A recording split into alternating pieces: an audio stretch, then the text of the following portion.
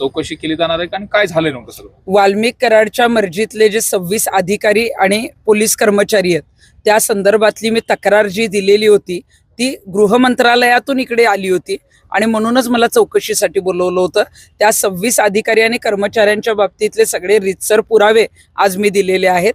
मी पुरावे घेऊन आले होते आणि तरी सुद्धा एक 12 प्रश्नांचं जी प्रश्नावली आहे ते सुद्धा जबाबात त्यांनी जी आहे ती माझ्याकडनं उत्तरं लिहून घेतलेली आहेत आणि काही पुरावे जे आहेत ते पेन ड्राईव्हच्या माध्यमातून मी व्हिडिओ फोटोज दिलेले आहेत आणि मला सांगण्यात आलेलं आहे की याच्या आधी काही जणांना बोलवलं, कुणी पुरावे दिले नाहीत, पण आज त्यांना पुरावे दिलेले आहेत.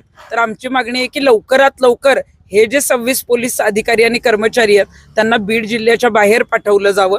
कारण याच्यामध्ये अनेक कर्मचारी एकाच पोलीस स्टेशनला अनेक वर्ष काम करतायत, अनेकांनी चुकीची कामं केलेली आहेत, गुन्हेगारांना पाठीशी घालण्याचं काम केलेलं आहे, हप्ता गोळा करण्याचं काम अनेक पोलीस जे आहे ते अवैधपणे करतायत.